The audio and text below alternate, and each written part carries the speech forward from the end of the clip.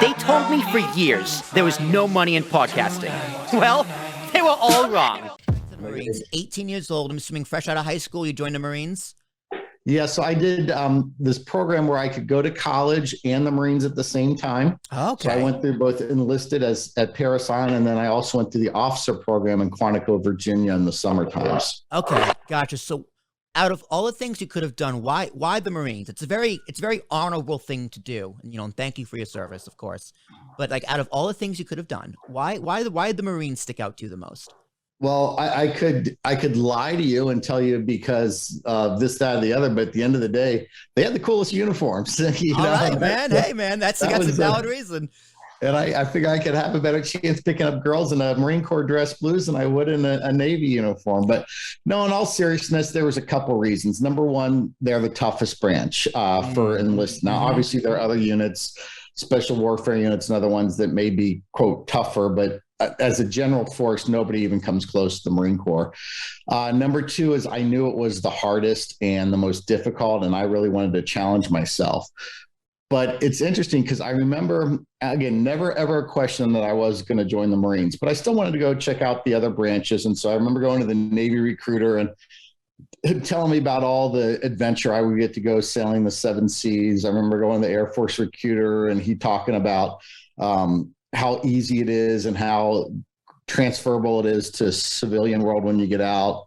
The Army recruiter was telling me about these bonuses and all this money I could make. And I get to the Marine Corps recruiter and I walk in there on my typical 18-year-old arrogant self with my nice mullet and spiked hair because that was cool back in those days. And I said, look, the Army offered this, the Air Force offered me that, the Navy did this. What can the Marine Corps offer me?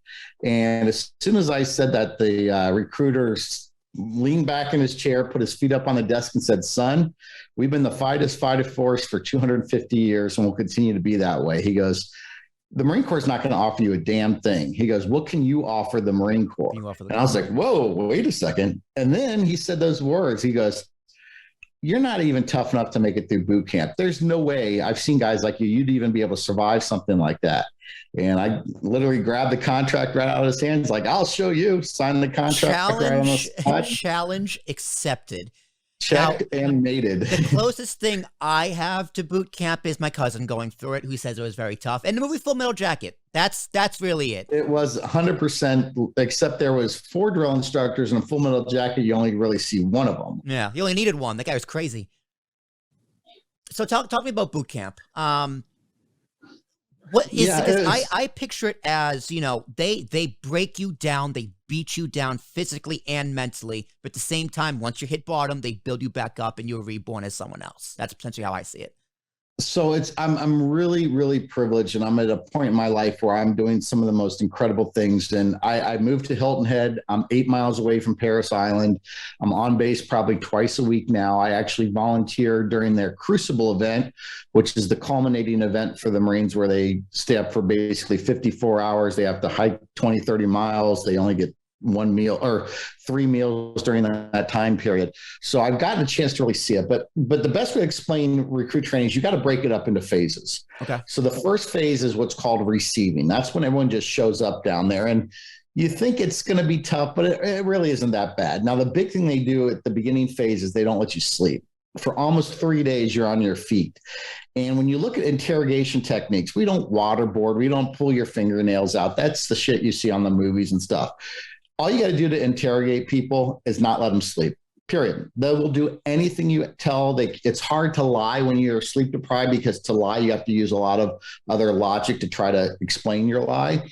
So you get through that. Drill instructors aren't being that tough. And then about day 5 or 6, after they've done all the medical screening and they've done all the psychological tests and backgrounds checks and stuff, they say, okay, now it's time to meet your drill instructors. And you're like, whoa, who are you? And he's like, no, I'm like on vacation right now. You're going to the drill thing. So they march you out to the armory. You draw your rifle.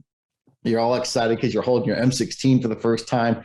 They get you into the squad bay and out comes 4 of the most superhuman Marines you've ever seen. I mean, their chests are this big, their waists are that big, perfectly tailored.